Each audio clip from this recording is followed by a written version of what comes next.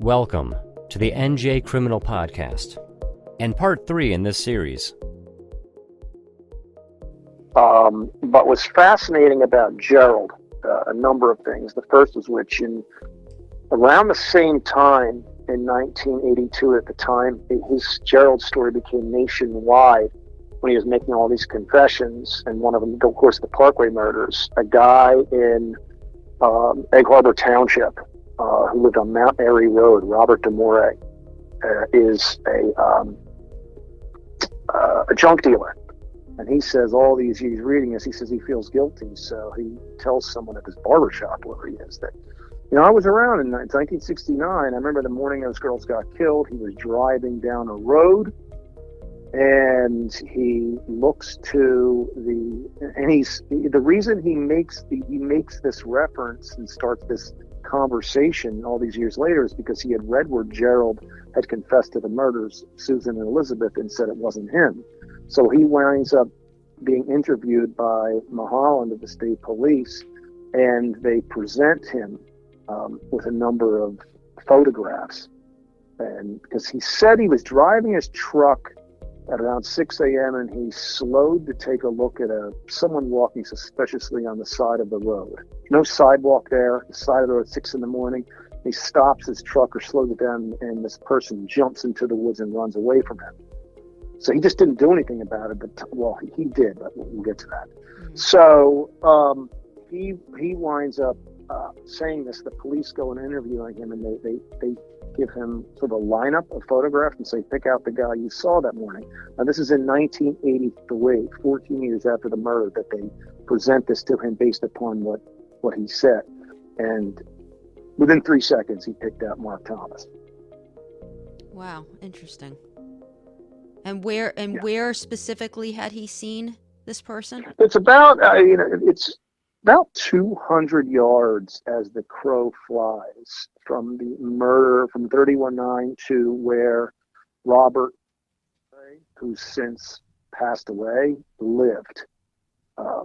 If you went on, I always have a difficult time finding my way around logistically that area because there's the off ramps don't lead directly back. You really go in the backwoods. Well, you know what it's like down there. Right. So he basically he says he saw him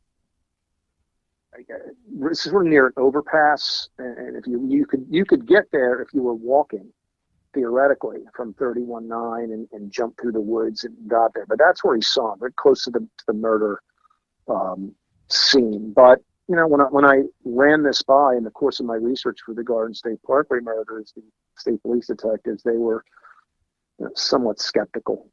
14 years later, the guy comes forth, and it turns out that DeMore says he did, in fact, notify the police on the morning of the murders. About a week following, because there was a traffic stop, and they were asking people, what happened. And I think it was Jack Kreps, the detective Jack Kreps, who apparently insulted DeMore. He was getting ready to ask him, did you see anything? Because he was driving this bad truck, and DeMore got pissed off and just drove away. And that was the last that he had made any reference to it until he saw the article implicating Gerald Stano. And then he, of course, went over and says he picked Mark Thomas out of the lineup as being the scene leader. Interesting. I wonder if Stano was even in the lineup. I know. I really would like to find who was in the lineup as well. Yeah, that would be interesting. And I guess that leads us now to Ted Bundy. Right. And Ted Bundy had a documented connection to the city of Ocean City. He had Go ahead. So in 1986, well, let's fast forward from 1982, 83 to 1986. Both Ted and Gerald Stano, ironically, coincidentally, I've never understood the difference, are next to one another on Florida's death row. And Ted was very near being executed in 1986. The governor had signed both Bundy and Stano's death warrants, sort of as a publicity thing. So they were to be executed the same day in 1986. In addition to, again, the coincidences, in addition to him signing a death warrant, they were next to one another, and Bundy gets a reprieve in the fall of '86, a stay, about a week away from his execution. And he's being interviewed by a death row psychologist named Art Norman. And Norman says that Bundy just completely, extemporaneously begins this talk about him being in 1969 at the Jersey Shore and meeting two girls along the boardwalk. He said he had just gone from, he was living in Philadelphia at the time, Bundy, to give you some background. Bundy in 1969 was living in Philadelphia with his aunt, and who was a widow, in Lafayette Hills section. He was visiting. It was a strange time in his life. He didn't really know anyone. He was just trying to discover himself, he said. And he would go to Times Square at the time, which before it became Disneyfied with Rudy Giuliani, was really just a porn capital. He would go there and get all sexed up and come back home. And he said during this time he had built what he characterized as the entity, the sort of motivating force within him that caused him to kill years later. But he said it was at that point that, right as he was building this entity and was about to just lose his mind, he went to the Jersey Shore, saw, as he said at this time, two girls lined up along the beach, and it wound up being the first time that he did it. And those were his words. And Norman puts two and two together, learns of the Parkway murders, but doesn't say anything because he wasn't 100% certain that the bounds of doctor-client privilege, Hippocratic oath wouldn't be violated if he had told anyone. So when Bundy winds up being executed in 1989, the day after it happens, he immediately contacts Jeffrey Blitz, who was the Atlanta County prosecutor, and says, look, in 1986, I was talking to this guy.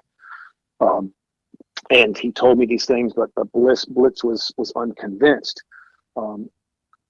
Right around that very same time, just before Bundy was executed, in his penultimate interview with another psychologist, a very famed criminologist named Dorothy Lewis at Yale, she had given him an open slate to say, look, why don't you tell us what you want to talk about, Ted? It was pretty much accepted at the point that his stays were exhausted, and he wasn't going to get out. He was going to die, and he said that he was in 1969. Again, this with no prompting whatsoever. He said it was in 1969. And that interview was not for the purpose of saying, tell us what you did. It was to just let him talk about why he did what he did. And you mentioned that in the book, that this second psychiatrist that he spoke with, Dr. Lewis, that conversation was kind of for that purpose.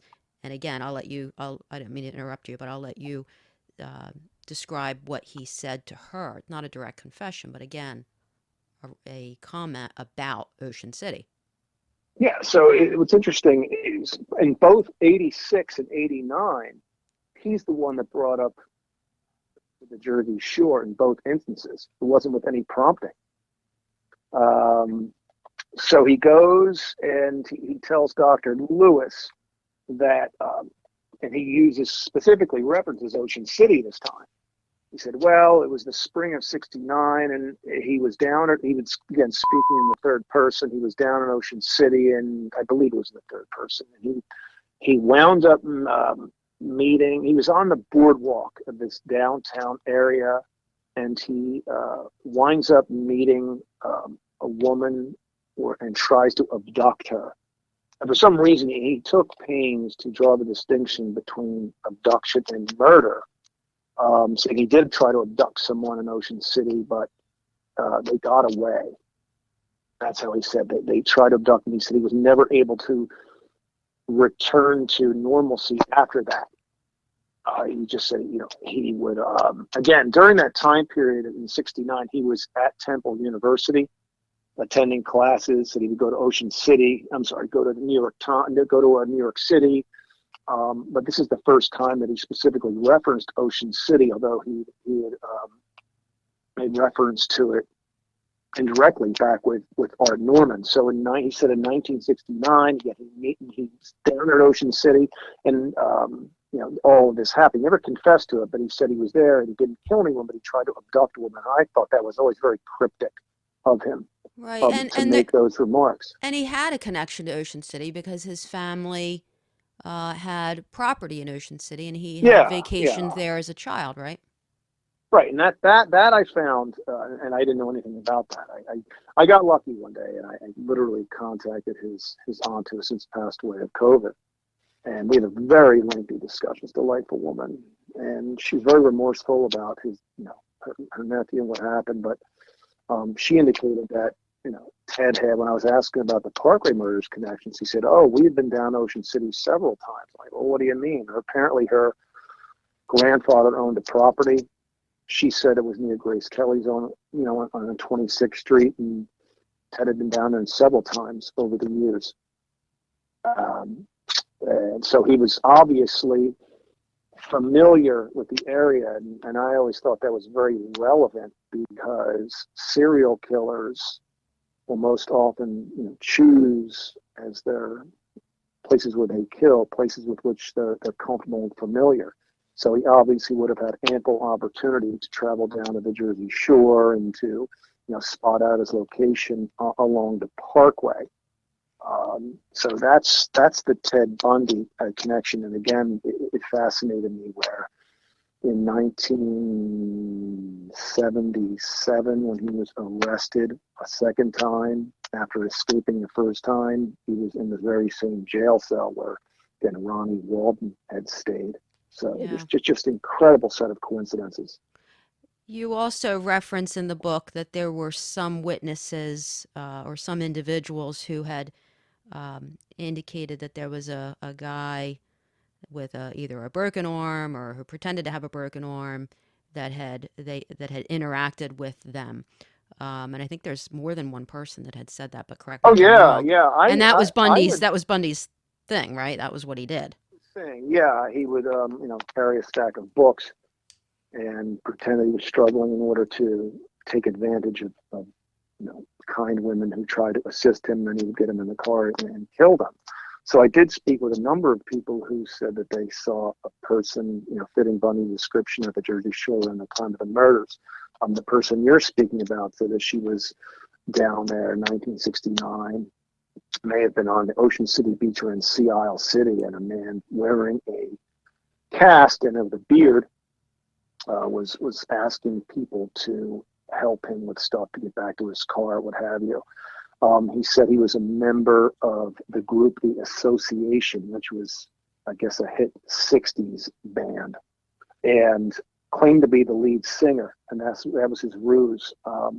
She said, tried to get them to get into the car with which she said was a Volkswagen with her. But the caveat to that is, as I read, Bundy didn't have the Volkswagen Bug until 1973, which would have been after the Parkway Murders. So I would get a number. That doesn't say he didn't have a Volkswagen Bug back then. There were so many, and another person had told me that once Bundy was killed, and when the circumstances of his execution were all over the news, this person said that he immediately saw him and contacted the Atlantic County Prosecutor's Office and talked with investigator Bruce DeShields, relaying to him that the night before the Susan and Davis and Elizabeth Curry murdered, he was working at the Summers Point Hospital on Shore Road and saw Ted Bundy, met with him,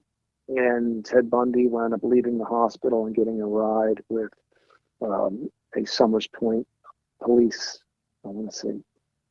officer, and got a ride to the Summers Point diner because he was looking for something to eat. This person was questioned and whatnot, and he swears to this day that it was Ted Bundy that he saw. So those were two of the very credible sightings. There were another who would call me and after the publication of the book and said they saw him, and I'm like, well, do you have a photo? No one has a photograph. Right. But you talked to each of those individuals that claimed? Oh, yeah. Okay. Oh, sure. Wow. One said she saw him at the diner. The other gentleman told me that Bundy had tried to, or did break into his parents' house in Ocean City around that time. The father, met the perpetrator, and rather than calling the police, sent him on his way. So again, you have these, until I see a photograph, there's really not a whole heck of a lot that you can do with it. It's all hearsay and whatnot. Do you know if either of those individuals were ever interviewed by the police, either at the time or later? No, I don't even know that they contacted the police at the time.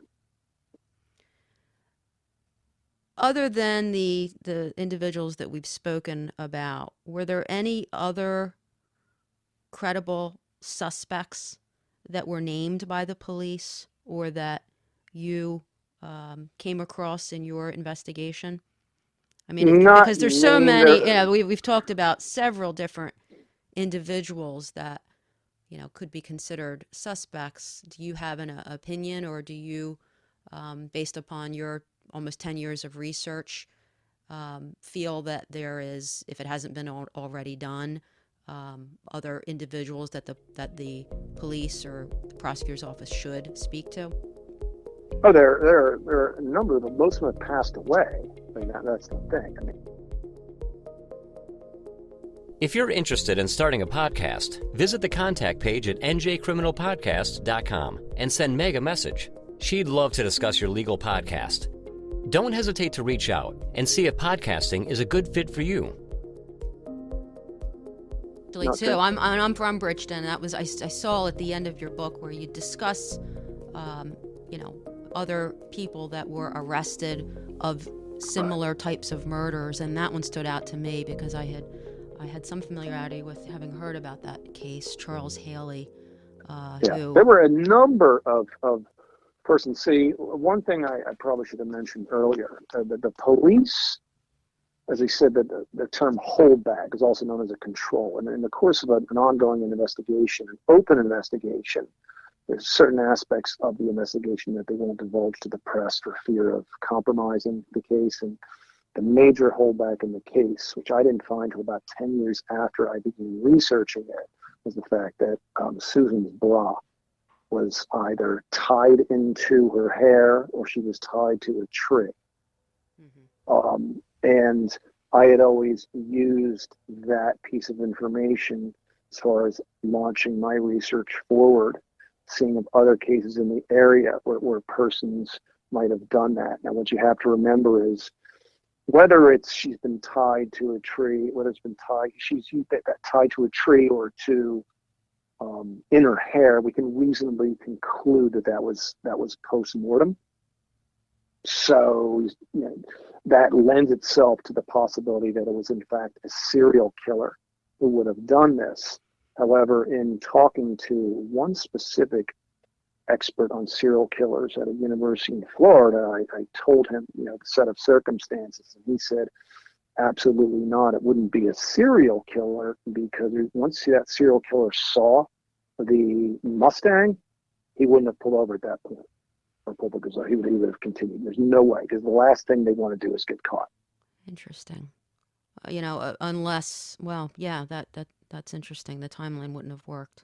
And as I read your book and as I was thinking about this, it brought to my mind the more recent case of Brian Kohberger, right? Who has just been arrested of these horrific murders in Idaho, but was discovered due to a combination of genealogical DNA evidence, cell phone records, right, surveillance. And you think about it from the perspective of how far police investigation work has come since 1969, and it's I'm not a psychologist, neither are you, but it's something that's worthy of analysis or discussion, I guess, at some point by people that are probably a lot smarter than me or you, but just the psychology of why someone, would do this. And that's, the Idaho arrest is interesting. I don't,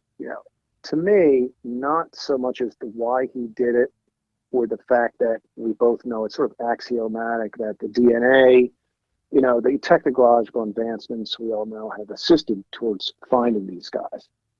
Mm-hmm. Okay, because the evidence can be traced back to various sources. But one thing that remains consistent, and this is one of the conclusions I drew from this Idaho case, is that when I was doing the research as trying to do my own profile of who I felt would have done the Parkway murders, about 2013 or thereabout, as I recall, is the last serial killer analysis study by the FBI.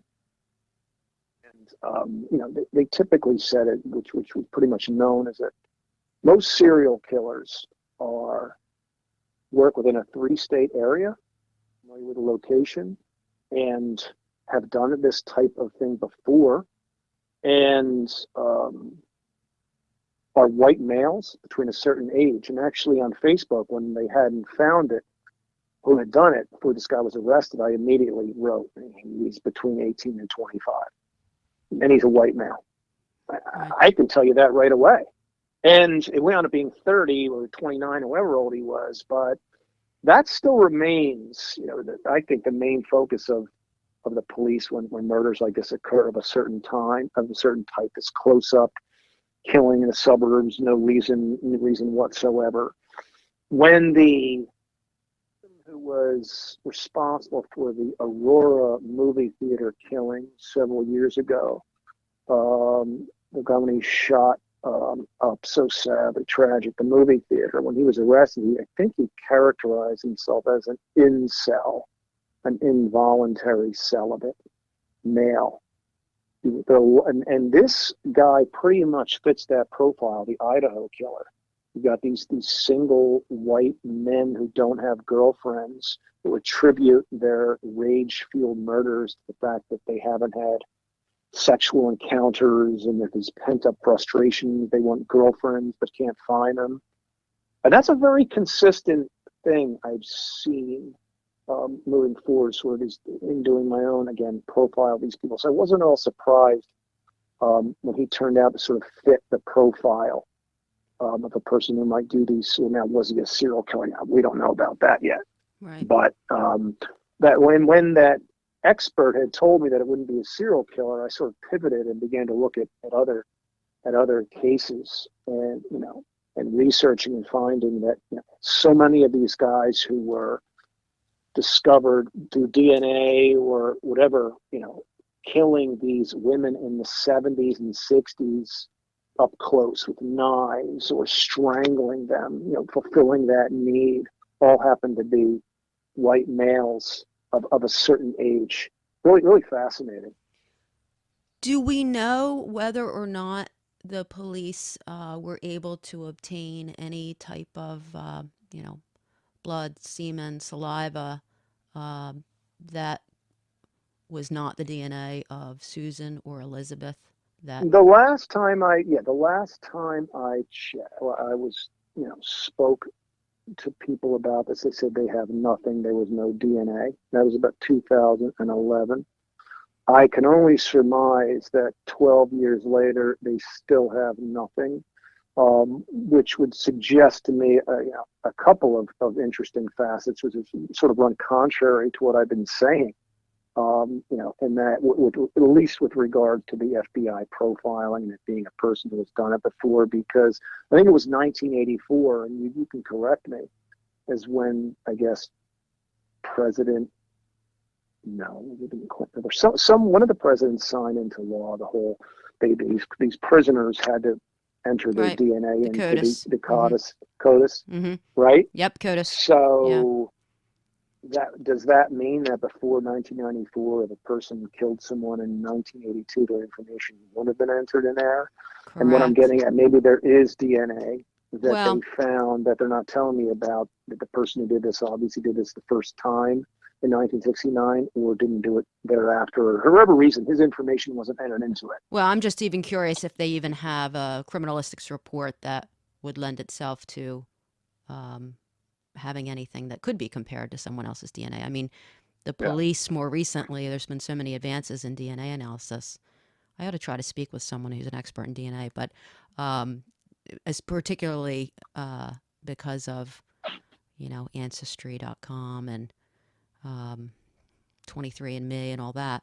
There was actually a recent arrest in Cape May County related to the 1990 murder of Susan Negersmith. Now, the individual that was just arrested this past spring was not arrested with her murder, was arrested with sexual assault. That was again a Wildwood case from 1990. But so, absolutely. So you just never know. Like I said, I just didn't know if it was ever revealed whether or not there was any bodily fluids that were even obtained that could be compared, right? Because you need that first before you can determine. Well, right. I mean, you'd see these television shows, but some true crime shows that they go into, the whole story, fascinating about the suspects, and at the end of it, it's like, here we go. Here's the point where they say they found some misplaced DNA, be it blood or semen, right? They do the comparison and find it, but as DNA is evanescent. It dissipates over time, becomes less useful. So they may have found something. That doesn't necessarily mean they're going to find a comparison or a match, if you will, with someone that's in the CODIS database. Because if it's sufficiently, disintegrated, then they may have it, but they just can't do the match. So it seems like in every one of these cases, they always had a substantial amount of DNA. But in the Parkway murders, what's interesting is there was no sexual assault. There was not. Okay. Exactly. So. And that was confirmed. That was revealed in the at least in the press. No, it's just everyone I've spoken with, no one brought that up. And during the time, they said it was inconclusive. But I gleaned that there wasn't, because I think that would have, in the course of my investigation, been made apparent to me that had in fact happened. And that doesn't surprise me. Right, because you had spoken with a number of retired detectives, so it does seem like that would have come out. If you look at the crime scene, this is another sort of disturbing revelation. I talked to Peter Vronsky, a serial killer expert on this, and he's been very, very active with the Richard Cottingham case up in North Jersey, and they're constantly finding more and more cases attributable to him. I have, of course, maybe I did write in my book that Richard Cottingham was known as the torso killer, and I had written to him years ago in prison, and he wrote back to me and said, I'll help you find out or tell you who I think fit the profile who would have murdered Susan and Elizabeth, in exchange for you giving me $250, a food package, and all sorts of stipulations. So I never responded to him. I think I was a con artist. Right. But it's just interesting to note that sort of lost my train of thought on that one with regards to, where I was going with that is, Meg, so the person who gets, who killed Susan and Elizabeth, here's what's so fascinating to me, and I want people to ponder this. So this person, not only, let's assuming they're driving a car and use that car to pull them over. They pull over these two girls at 6 a.m. when it is bright light outside. Okay, it's not the winter. It's bright light outside on the side of a highway where another car is. Bring them into the woods, murder them, don't steal anything from them. Elizabeth had on a very valuable ring, so we can rule out robbery as a motive, then proceed to, after murdering them, cover them with leaves, and at some point take Susan's bra and wrap it into her hair. Why would you do these things? You were going to be caught. Obviously, it goes to the fact that whoever did this wasn't in his right mind. That seems sort of, Well, it's obviously self-evident, but it's certainly worthy of noting. It's self-evident, but it goes to, again, whoever did this, I've always said, was out all night drinking. Okay, maybe it's schizophrenic, or there was the sleeplessness. I think whoever did this was up all night. I think that whether they decided at some point, I don't think this is plotted out for days. I think it was a random occurrence. And I think that they were up all night, and the fact that they hadn't slept and had been out drinking contributed to their psychosis. You've described, as we've talked, developments since the book has been published. Anything that you haven't shared with us that is, you think, significant or that you're following up on, what's next for you? Are you continuing to work on this case? Are you working on any other projects? Oh yeah. So as far as when I say developments, I don't know that I've been made aware of developments in the case. I've learned certain aspects since the book because I've not stopped my research into the case since its publication. For example, I received a call from a woman, and she indicated that around the time the girls were killed, she had dated a guy who worked at a department store. One of these, again, Ronnie Walden types, just arrives into town, gets a temporary job, meets girls, and he was staying at a motel along the Black Horse Pike. She thinks very near to where the Golden Key Motel was, near where those 4 prostitutes in Atlantic City were killed. Mm-hmm. And she said she met this guy, very meticulous, and that they had a sexual encounter where he tied her up and used a knife to draw on her chest, didn't harm her. It was sort of a sexual tryst, if you will. And she noticed afterward, in addition to the knife, that he had a diver's watch as well. And interestingly enough, she was from Egg Harbor City and said that this is crazy.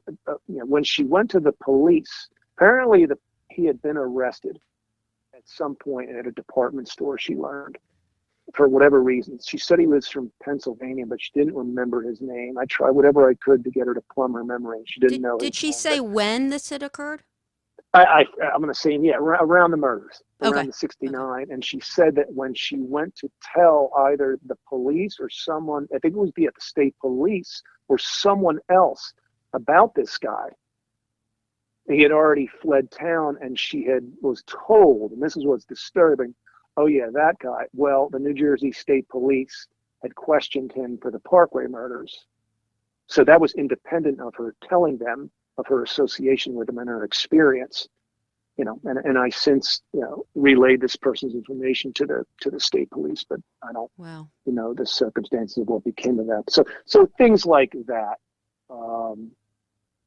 came to light, but I said, I continue to search and have great hope. I won't stop trying to find it or kill those girls. Well, and that's, ultimately that's the goal, right? And so anyone who's listening who may have information that hasn't come forward, they should certainly contact the Atlantic County Prosecutor's Office or the New Jersey State Police. Do you have a particular contact with the state police? That I don't. The person I was communicating with has since been transferred out of the division. I just would also say that there is going to be an episode of a true crime series whose release date is as of yet unscheduled in the very near future, where the Parkway murders will be discussed at length, as well as Bundy's connection to them. So, okay, great. I was not aware of that. How can the listeners view that? As soon as it becomes available. Got it. I will, I've been in touch with the producers. I will obviously relay that to you so you can post that. I'll put it on my Facebook page. Okay. On my Instagram, I'll pretty much put it everywhere. And in several weeks, the date again is uncertain. I will be speaking in Somers Point, giving a visual presentation of what you and I discussed, including photos and whatnot, with a chronology of events. You'll have to give me information on that. I'd love to meet up with you. Yeah, the dates are uncertain, or else I would obviously, divulge those to you now. Okay. Christian, thank you so much for the work that you've done. It is incredible, the amount of research that you've done.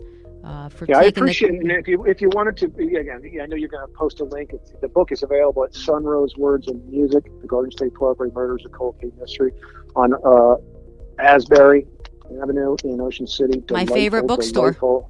Owners, Roz and Nancy, delightful people. They've always been big supporters of me and the case, all the way back to the Origins of Infamy. So Delightful People, and obviously it's available on Amazon, and just WildBlue Press as well has it on their site. So just wanted to get that in there. Excellent. And just repeat for us your website again one more time. It's www.christianbarthauthor.com, and I have my email on there. If people want to reach out to me with tips, etc., just feel free to share information, or I can certainly be reached through those. Excellent. Give us your email now so we can have that on so it's, the recording. christianbarthauthor@gmail.com. christianbarthauthor@gmail.com. Great. Christian, thank you once again. I appreciate your time, and I look forward to staying in touch with you and keeping an eye on any developments in the future in this case. Okay, thank you very much. I greatly appreciate it. That concludes our conversation and this series. Don't forget to subscribe for alerts. You're going to love our upcoming guests. This podcast is not a source of legal advice. No two legal cases are the same. Contact an attorney if you require legal assistance.